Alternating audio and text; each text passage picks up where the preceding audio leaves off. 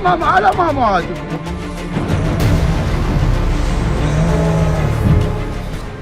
Iran Israel की 12 दिन लंबी जंग के बाद ईरान की गुस्से का नया चेहरा सामने आया।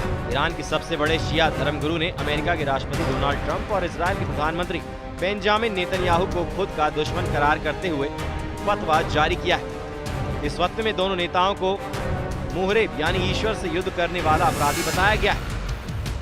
ईरान बनाम इजराइल की जंग में दुनिया ने सबसे घातक हथियारों का इस्तेमाल होते हुए देख लिया है। इस जंग में अमेरिका की एंट्री ने दुनिया के सामने नई चुनौतियां पेश कर दी थी। 12 दिन चली इस जंग के बाद सीज फायर का ऐलान किया गया, लेकिन अब ईरान ने इससे आगे की कहानी शुरू कर दी है और वो कहानी है नेतन्याहू और ट्रंप के खिलाफ रिलीजियस वॉरफेयर की। ईरान के शीर्ष शिया धर्मगुरु ग्रैंड अयातुल्ला नासर मकरम शिराजी के फतवे ने दुनिया की राजनीति में हलचल मचा दी है। शिराजी ने अपने फरमान में अमेरिका के राष्ट्रपति डोनाल्ड ट्रंप और इजराइल के पीएम बेंयामिन नेतन्याहू को मुहरिब घोषित किया है। मुहरिब एक फारसी शब्द है और इस्लामिक कानून से जुड़े इस शब्द का मतलब है वो व्यक्ति जो ईश्वर और धर्म के खिलाफ युद्ध छेड़ता है। ईरानी कानून के मुताबिक मुहरिब को मौत की सजा, सूली पर चढ़ाना, अंगों को काटा जाना या निर्वासन जैसी कठोर सजा दी जा सकती है। फतवे में ये भी कहा गया है कि जो कोई भी मुसलमान इन दुश्मनों का समर्थन करता है वह हराम कार्य कर रहा है। शिराजी ने फतवे के जरिए दुनिया भर के मुसलमानों को इन खुदा के दुश्मनों को पहचानने और उनके खिलाफ आवाज उठाने को कहा है। ये बयान उस समय आया जब ईरान और इजराइल के बीच 12 दिन तक चले युद्ध में कई जाने गई और ईरान की परमाणु और सैन्य संरचनाओं को जबरदस्त नुकसान हुआ है। इस भीषण जंग ने ईरान को अंदर तक झकझोर कर रख दिया। तेल अवीव, हाइफा और गाजा में मिसाइलें दागने के बाद इजराइल की जवाबी कार्रवाइयों में ईरान को भारी नुकसान झेलना पड़ा। इसके साथ ही अमेरिकी समर्थन और खुफिया मदद ने इजराइल को रणनीतिक बढ़त दिलाई। इसी तनाव के बीच ये फतवा जारी किया गया है जो ईरान की धार्मिक प्रतिक्रिया और राजनीतिक दबाव दोनों का प्रतीक है। शिराजी ने अपने बयान में सिर्फ ट्रंप और नेतन्याहू को ही निशाने पर नहीं लिया बल्कि मुस्लिमों से भी एकजुटता की अपील की है। जो भी मुसलमान अपने धार्मिक कर्तव्य निभाते हुए इन दुश्मनों के खिलाफ संघर्ष करता है वो खुदा के रास्ते का योद्धा होगा।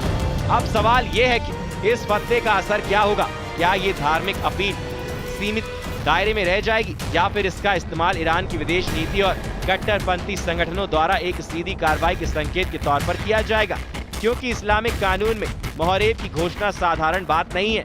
ईरान के लिए ये एक तरह से डिप्लोमेटिक वॉर का विस्तार है जिसमें अब लड़ाई सिर्फ सैन्य नहीं, धार्मिक पहचान और राजनीतिक वैधता पर भी है।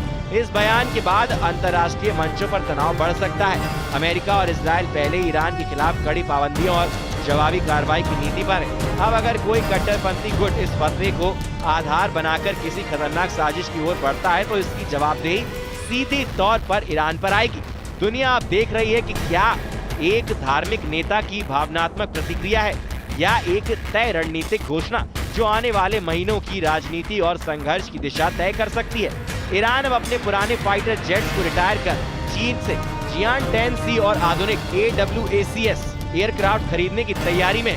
माना जा रहा है कि ये कदम इजराइल के साथ संभावित हवाई संघर्ष को देखते उठाया जा रहा है। ईरान के पास अभी भी F-14, F-5 और F-4 जैसे जेट्स हैं जो अब टेक्नोलॉजी और सुरक्षा के लिहाज से काफी पुराने हो चुके हैं।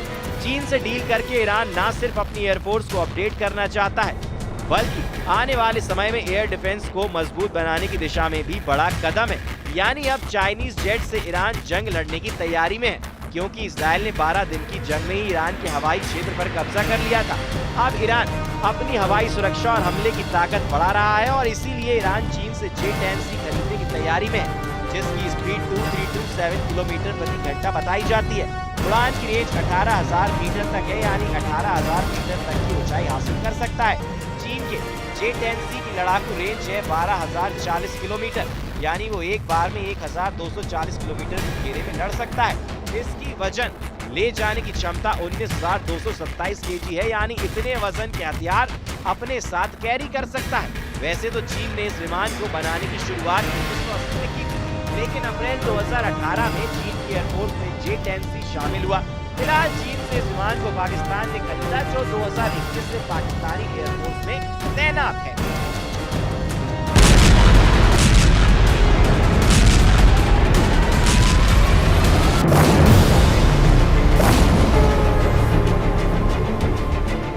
على ما